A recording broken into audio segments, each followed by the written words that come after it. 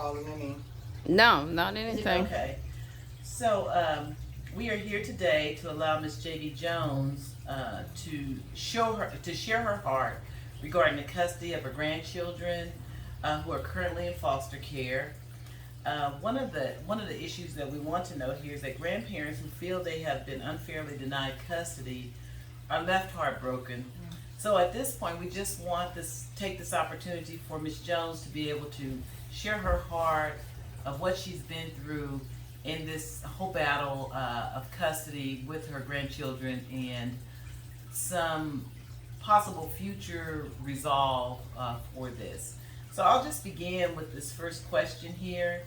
Ms. Jones, it's been a challenging time for you, correct? Extremely challenging. One of the most challenging times in my life. Something that I would never think that me and my family would have ever been through. Can you take us back to how this all started, and if you can, just let everyone know your journey, what that's been like for you. Okay. Well, it's been very challenging.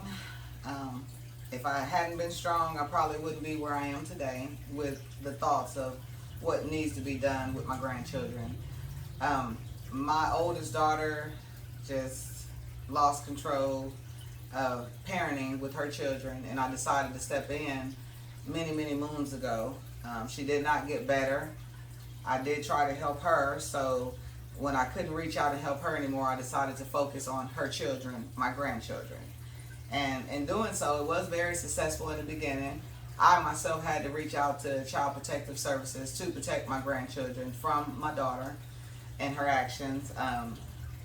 We had a very good relationship with Child Protective Services in the beginning, and everything was going fine. I was able to care for my grandchildren without any government assistance or physical support from anybody, just myself. And I had them from October 2017 until November 2019. Well, so let's stop right there for a moment, and if you could tell us what it's like to have a child who is under substance abuse, who has fallen victim to substance abuse. Just tell us what that's like to have to care for a child in that situation. It's very challenging, especially when they're an adult, because when they're an adult, you don't have as much control as you would when they are a child. So they run from you, you can chase, and make your life miserable, or you can wait till they come and ask you for help, or just try to help them anytime that you can and reach out to them. With my daughter, it was very hurtful because she didn't grow up in that environment. Mm-hmm. She grew up with a young black mother. I had her at a very young age, and I successfully raised her without any government assistance, anything, and showed her the way that she should be strong. And she was my only child for almost 10 years before I had another child. So it was very shocking and surprising that she took that path. So you're having to deal with the fact that your daughter has a substance abuse problem, mm-hmm. and then also here are grandchildren that are also needing care at that time. So you're dealing with that, plus you're maintaining your own business and some of those things. So continue with the journey of you taking care of your grandkids while your daughter is experiencing the issues that come along with the substance abuser. You know, despite the fact that I had to take care of them like this because my daughter was addicted to drugs, it was one of the most beautiful times of my life, being able to raise my grandchildren, because with my 3 children, I was working a whole lot and I couldn't take off as much time as I could. You know, now I'm at an age and a point in my career to where I could take off and get to see them go to school, dress them, feed them breakfast, get them, do dinner, baths and stuff. It was beautiful. You know, I would have rather been able to do it where I was choosing to do it to give my daughter a break. You know, I wouldn't have had a problem keeping her from weeks to weeks at a time just to give her a break, because I know how it is to be a single parent and raise children alone. So I fought with the battle that I was cheated, because I wanted her to be better for her children and just let me help her be better. But I think it was a beautiful experience that I was able to do it, because a lot of people aren't able to do it. They wouldn't have been able to take off as much time as I taken off. I spent all of my retirement. A lot of people don't even have a retirement to spend, but I spent it happily because it was something that I felt the need to do. And so I enjoyed every moment of raising my grandchildren, every challenge that came with it, everything, even if spending the money, building it back up, all of it was exciting because I got to see them, that they were happy and they were healthy and they were in the environment with someone that loved them. Even if they knew that they didn't have their mom, they knew they had their grandma. So at the time when you're trying to raise your grandchildren, and you also have a daughter who's addicted, and you also have other children too that are looking for your care, you were holding down a job. And I want to ask this question of you. At that time, how much about substance abuse and help and in that area, or counseling or anything, did you even know about? For the substance abuse, pretty much nothing. I grew up around none of that, didn't experiment in it just because I chose something different. As far as support, we live here in Texas. I moved here to support my dad that was brutally murdered in 1999. So we had no other family here except him.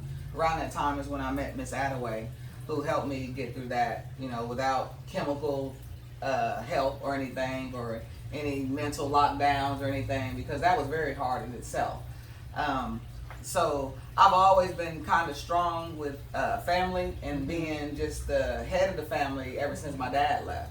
So with that, everybody's problems came to me, and I always knocked them out and just kept doing what I need to do and surviving and thriving in my career.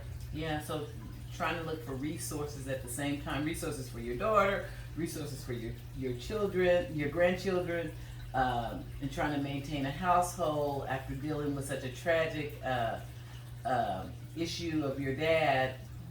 At this time, just tell us, why are you so committed to raising your grandchildren?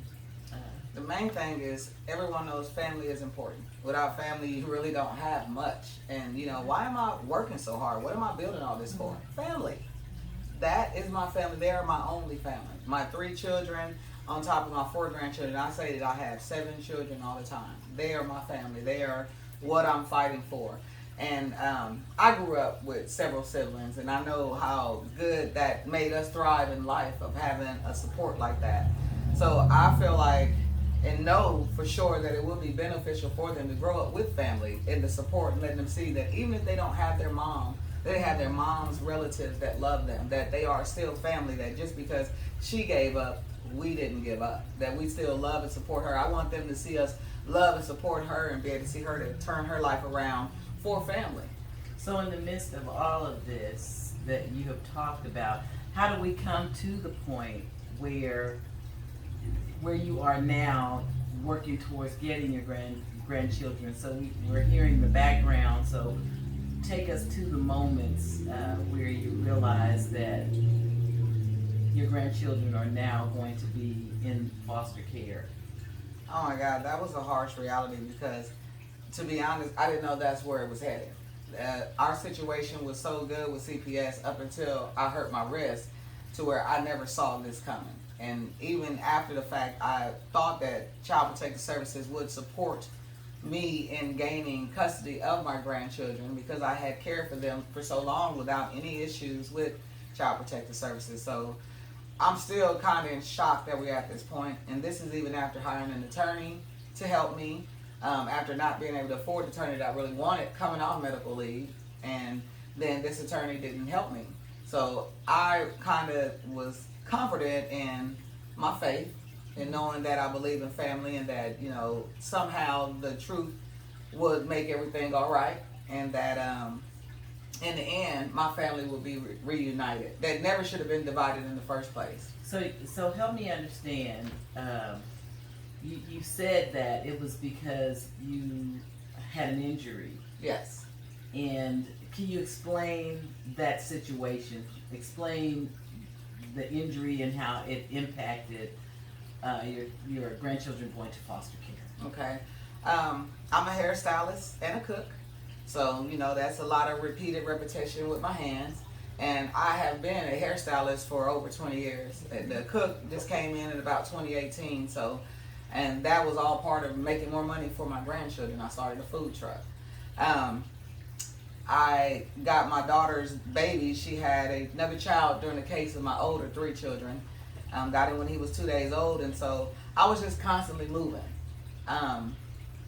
And I was in pain for quite a while, but I, you know, kind of fought it off for the kids because I knew that there was really nobody else to help me that CPS wanted to help me besides the paternal grandmother that was on the paperwork.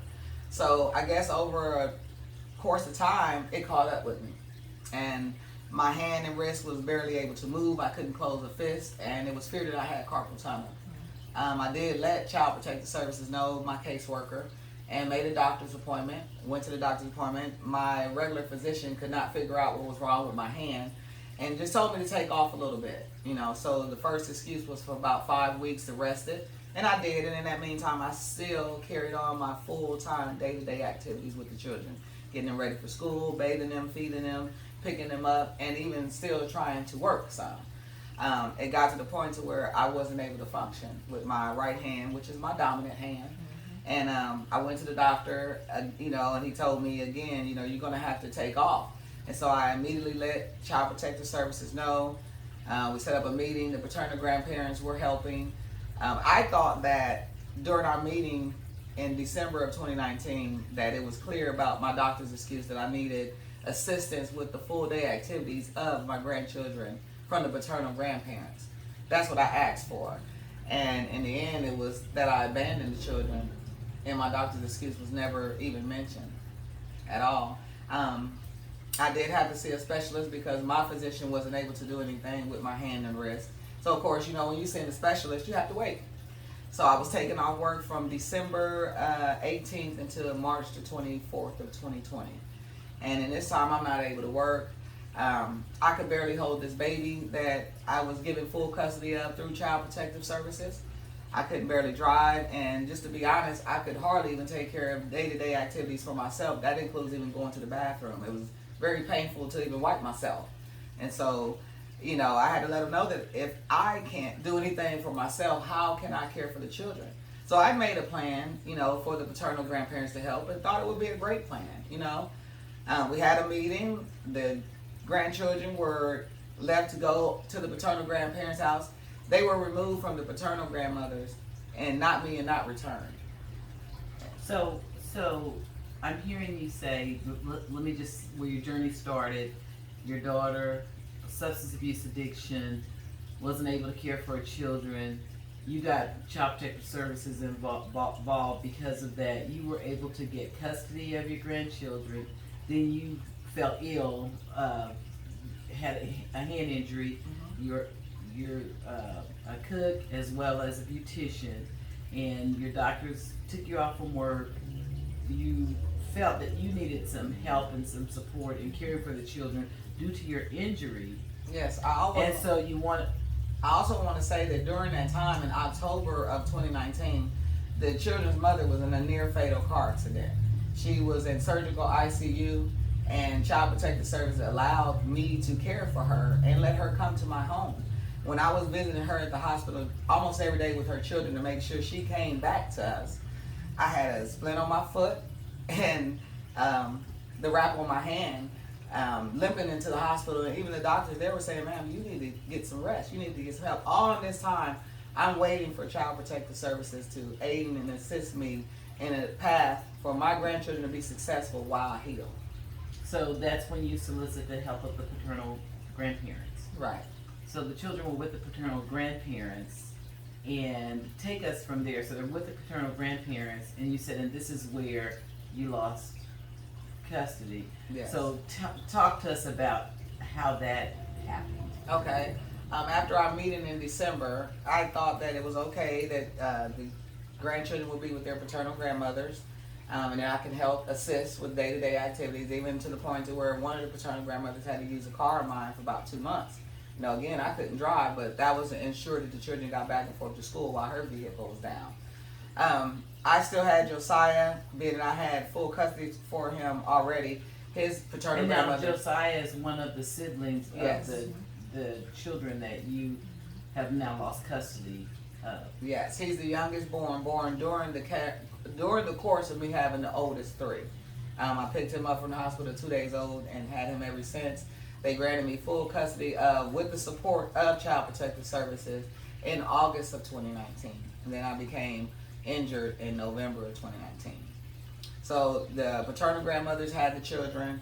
I believed everything was going fine. I didn't know that anything was off until Josiah came to visit, and I wanted to get all the grandchildren together for a visit a little bit after Christmas. And I was told by a CPS worker that the children couldn't visit. It wouldn't be in their best interest, and I was confused by that. And then they had a court hearing that I missed because I was out injured. I didn't know that I needed to be there. And in that time, that's when they reported to the judge that I said I didn't want the children anymore, that it was too much for me to handle. And in regards, I was asking for help while my hand was down during my medical leave. So from there, I reported the attorney for the children to State Bar for unnecessarily separating families. At that point, they told me we needed to have another meeting because then I found out that one of the children were removed from the paternal grandmother and placed into foster care. I questioned why that child, the youngest child, could not go with the other paternal grandmother that was on the paperwork. They never really gave me a reason why. So I argued with that, wanted to have a meeting with them. We had a meeting in February of 2020. At that time, I was told to get an attorney. And so then that's when I reached out to try to get an attorney to help with the case. I was never told why I could not see the children, why I was not allowed to visit with the children, supervised or unsupervised. I was not told anything, and it was all because they were saying I was not a party to the suit. And that is the main reason why I reached out for an attorney. Has there been any time throughout this this journey of yours through the court system of trying to regain custody of your children that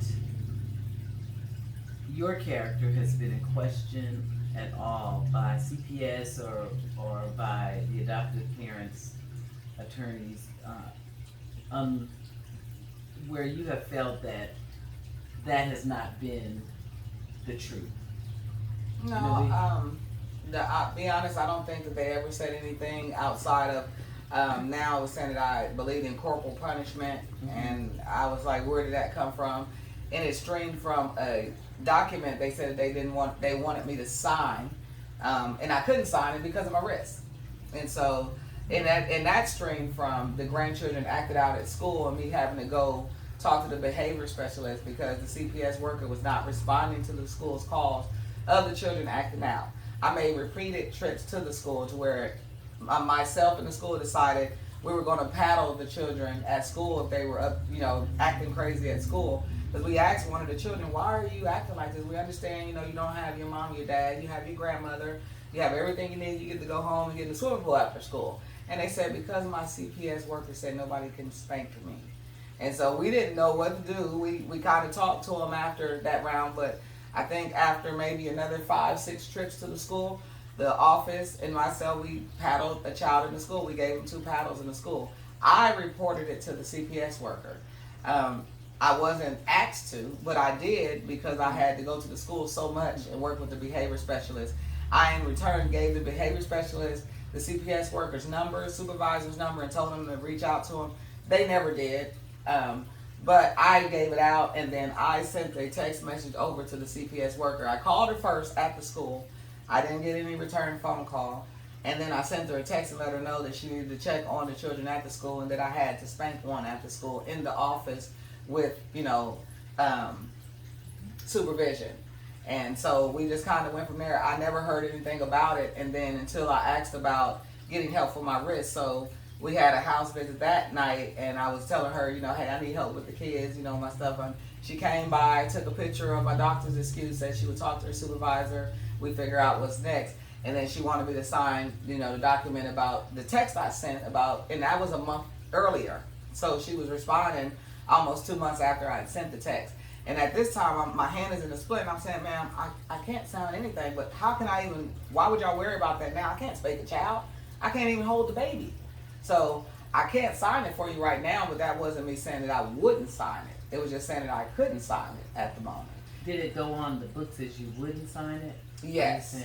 It went on. I didn't hear about it until the trial we had in October 13th of 2021 and October 20th of 2021. But prior to then, that wasn't an issue either. When I asked to see the children, they never said, you can't see the children because you didn't sign the thing saying you wouldn't spank them, or, you know, if they would have said that to me, I'd have been like, well, let's have a supervised visit at the office, you know?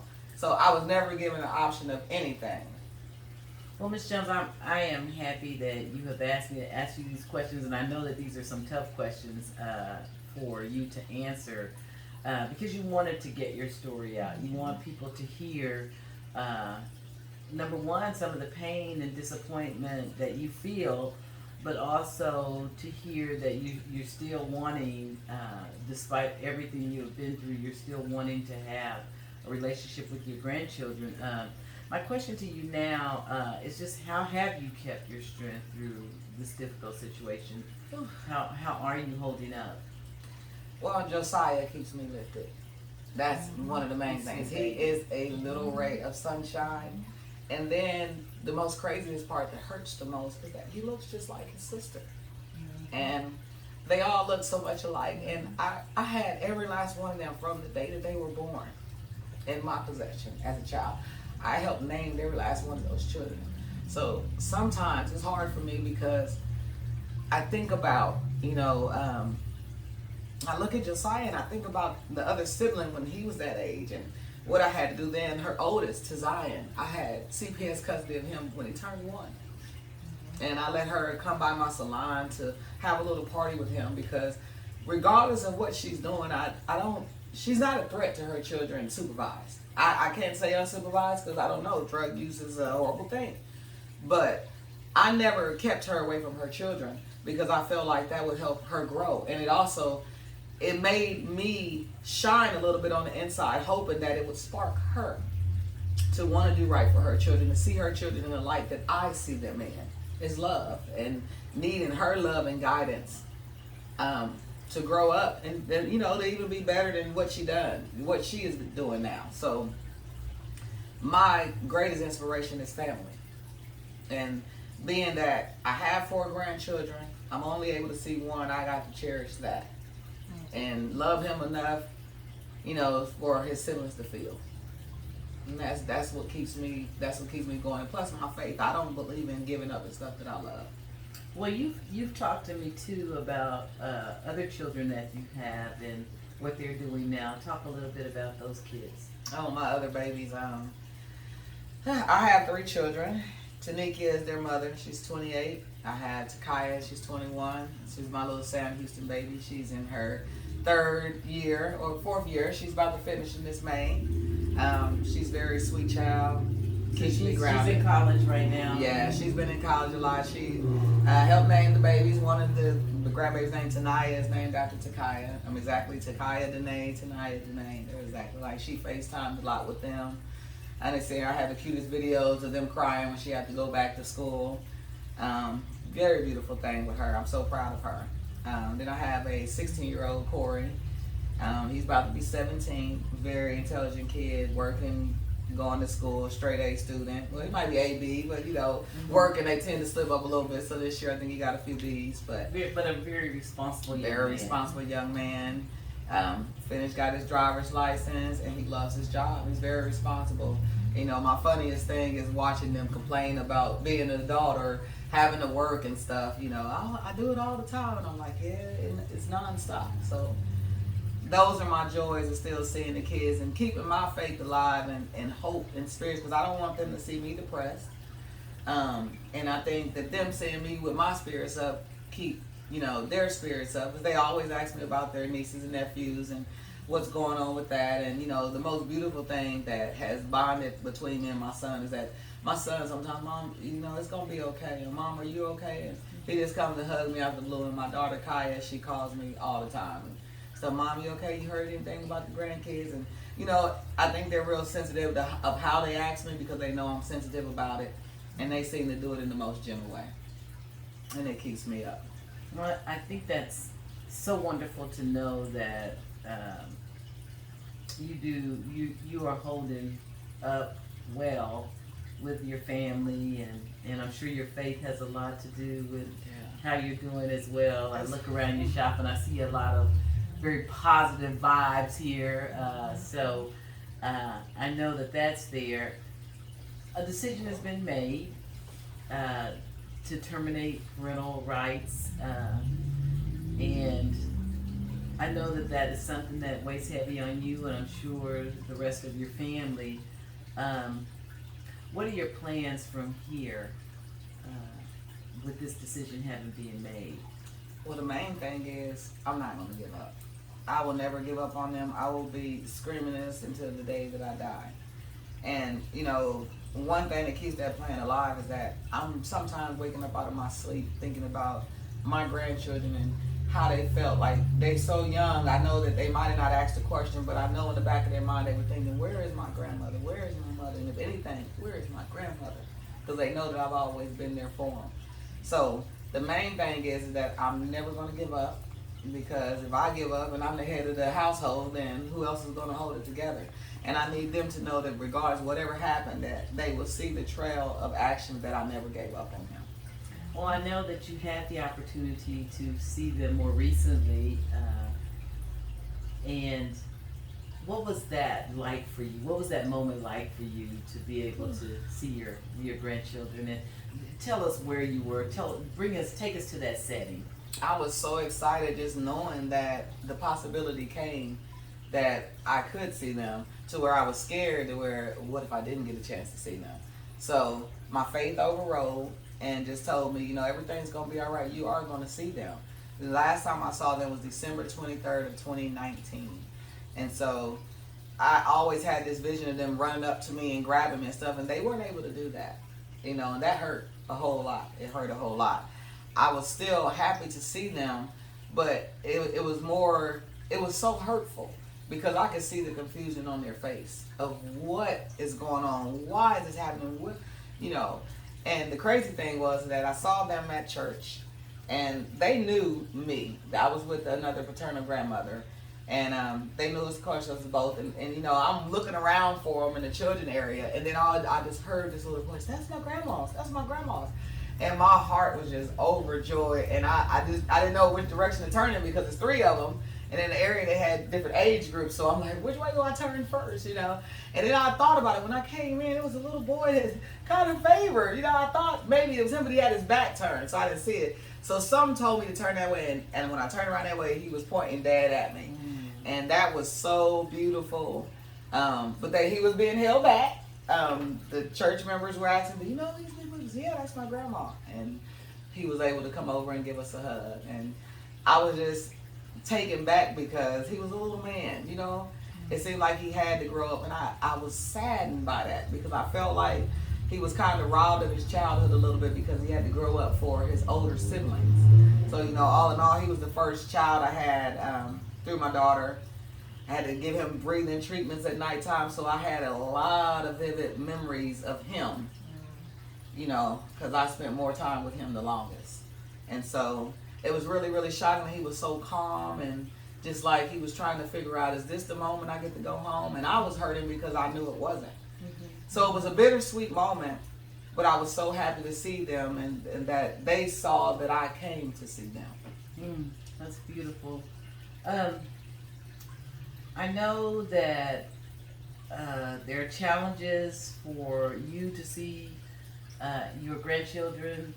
There's also a challenge of your son, their aunt, and their uncle to be able to see their nieces and nephews, and more importantly, their younger brother to be able to see them.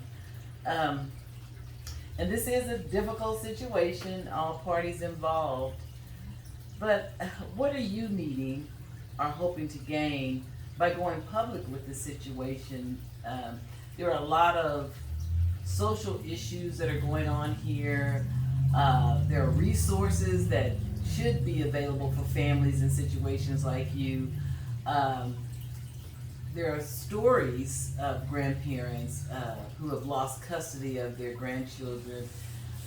What are you needing and hoping to gain by going public with your story?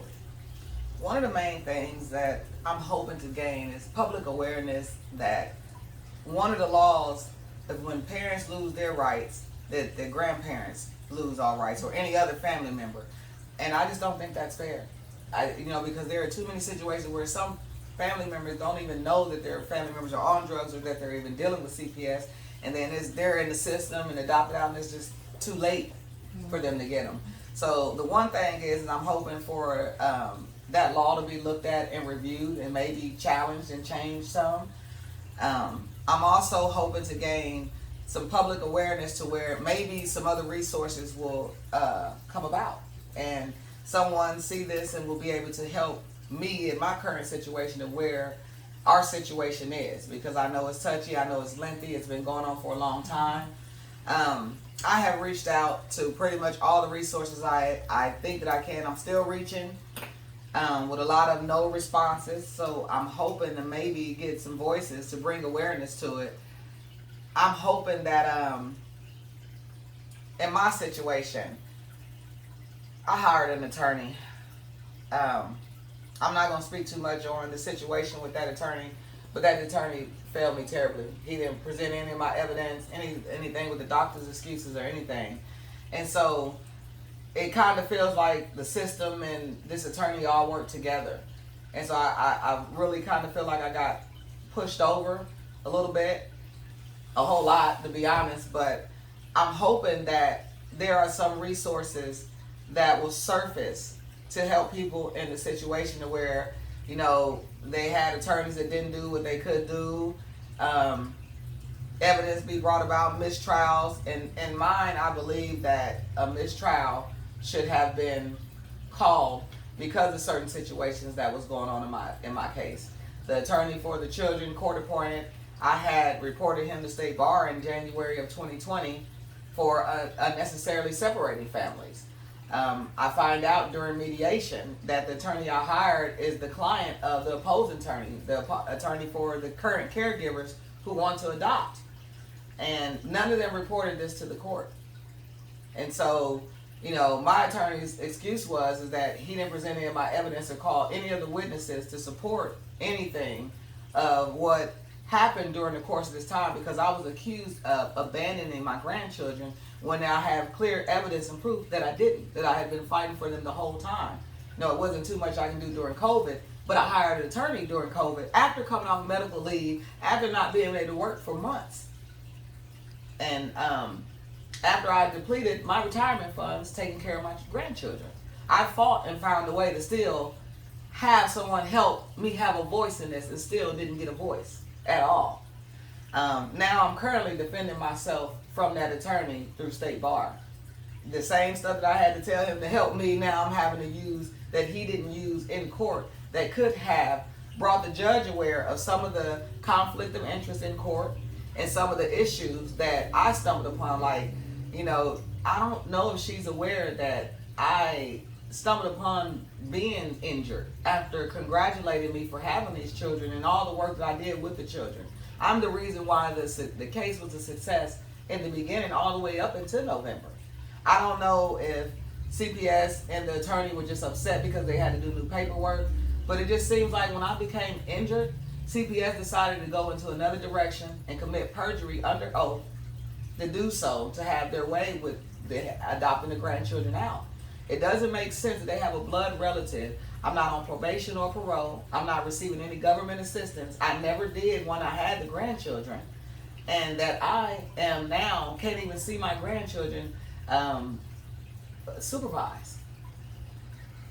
Well, I see that there are a lot of things that are here that are challenging, and I want to make sure that your story gets heard. I'll bet if we ask anyone, they'll say that they're acting in the best interest of the children. Right. Family is a strong part of a best interest of children. And to not have that connection, or thinking about what that connection, that there may be a broken connection there, talk to me. I don't mean to lead you, but talk to me, because you and I have talked about this. Talk to me about your greatest fear in all of this. I think that it already happened. My greatest fear had already happened. That I was not able to see my grandchildren. Not in a million years when I hurt my wrist, and if they're seeing me with a splint on and a boot on my foot, that I wouldn't even be able to see my grandchildren while I was injured. I have not seen them none since then. So that was my greatest nightmare. And what calmed me down was COVID quarantine. Because I was a mess then before then. I was doing everything I could to call a meeting or do something. And then, you know, when COVID came out, it kind of calmed me down. Okay, we got to protect Josiah. I got to protect myself. And they where they are, they might, you know, everybody needs to be protected. So that kind of calmed me down a little bit. And then thinking that I had an attorney that told me he believed in me, you know, and in my evidence. And all that just kind of made me say, okay, just calm down. Don't put yourself into a heart attack or anything now, that it's going to be okay because you believe and you're doing the right thing. And, you know, everything that you're doing is for a positive. There's no reward behind it but having family. So in, excuse me, in seeing that you felt those were your greatest fears lived out, but then having a judge relinquish custody, moving forward, wanting to see your grandchildren again, or even perhaps one day gain custody of them again, do you have any fears moving forward, any great fears moving forward? One of my fears would be is that the children, after so long, will believe that we didn't want them. And that, you know, even fighting to get them back if they were asked, because I believe at a certain age they're able to act, you know, be able to ask and choose. But I don't know if it works the same after they're adopted, but that's one of my fears. They actually believe that we didn't love them and we didn't want them and that they're better off where they are. And if asked, and they might say, no, I want to stay where I'm at. You know? Even if that happens, I have already accepted that. I still did what I needed to do in my heart to make me feel good. So at least then I would know that they're happy, extremely happy where they are. And at least then just set up to, you know, be a regular grandma and see them as I would if they were with their parents. Mm-hmm. I've come to accept that. That's what my greatest fear did to me after not seeing them. Mm-hmm. Mm-hmm. I know we've covered a lot, and I appreciate you sharing your heart and getting your story out. Did we miss anything? Is there something else you want to say that you feel like has not been said? No, we covered a lot. So the main thing is the pain that I feel is one thing that will not let me give up. I believe in justice. It's some parts of the legal system I just don't believe in anymore going through this. But deep down, I do feel like that justice will prevail and that one day, that the story will be heard and maybe get to the right person to where all this can be corrected. You know, to the point to where my family is reunited. You know, I don't really think of it in a negative light like this. Like, even with the judge decision in the end, my thing is it's because of the information that was fed to her. So my goal is not giving up and making sure that the right information is fed to her, that she's given the truth, that prevails. And if she still feels the same way, then that's just how it's supposed to be. But I just don't feel like that my story was heard in court at all. I think I was hushed. I feel like that this judge supported me and these grandchildren all this time, you know, and for her to not be able to be given all the information to make a better decision, I just think it was unfair. And I believe that one day the truth will be heard and that it would all come out, and, you know, that the people that committed the perjury on their oath be punished for what they did in separating the family unnecessarily. I mean, there are so many children who need help like this, who don't have nobody, that need to be adopted. and they're not being adopted. They're sitting away being adopted, but these are children that have people that love them, that are able financially and physically to take care of them. Here, I don't understand how that happened. You know, they wouldn't even let my mother get these children. She came all the way here from Vegas and called the CPS supervisor and asked to get the children. My daughter, Takaya, in college, she asked to get the children. Their thing was, no, because I'm their major support. What vendetta do they have against me except that I called State Bar on the attorney for the children? For a CPS, I did nothing. I did everything I was supposed to do. So, me, after running the business for so long and doing stuff the right way, I believe in the right way. I just believe that if you continue to believe in the right way and push it that way, it's going to eventually get there. Nothing is easy. If it was easy, we all be doing something. So this is a journey that it started. It's in the middle of it. It's going to keep going. I'm not going to stop until either, you know, my grandchildren tell me, no, Grandma, we want to be here, or that they are returned home to me and their brother. Well, no doubt you are on a journey. Sounds like a journey of love for your grandchildren. We want to leave this, though, on a high note. So if you could say something to your grandchildren right now, what would that be? Oh, the same thing I told them the last time that I saw them. I love you so much, and don't worry that I am not going to stop fighting for you. I'm doing everything I can to bring you home. I'll say that to you any chance that I get.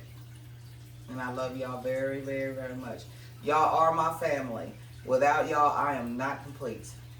And that is the only thing right now that's holding me down. It feels like it's shackles on my feet.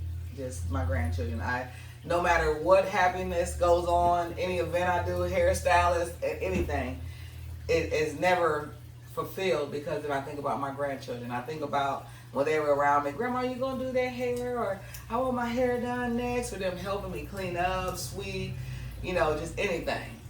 So, no, my highest note is knowing that I know that they know that I love them. From the last time that I saw them and the way that they ran to me after we departed and they came back, Grandma, Grandma, Grandma, it was just like I heard in all my dreams. And anytime that I cried very hard at night, because sometimes I wake up in the middle of the night and I just think about how they were feeling. You know, especially the youngest one, being 3 years old when he was taken.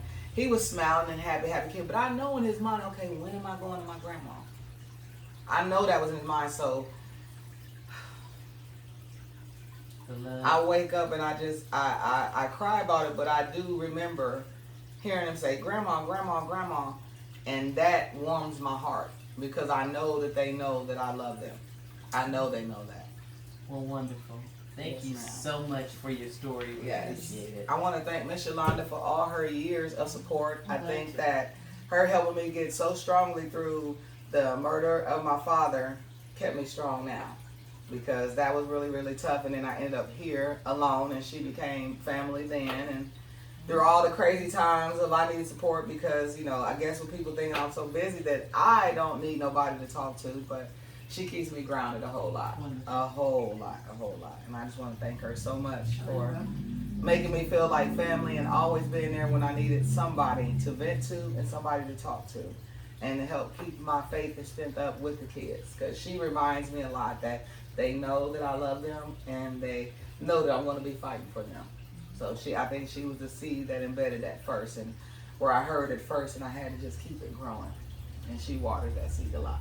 Thank you, Ms. Yolanda. Thank you for even sharing where you're finding your strength from a counseling standpoint. I think that's very important that you have not shied away from being able to express yourself with the counseling. Yes. So we wish you the best on your journey, and thank you so much for allowing me to interview you. I know we had some kind of tough questions, but it's a beautiful thing to be able to share your story. Yes, ma'am. Thank you. Thank you so much. Thank you for your time. Thank you too.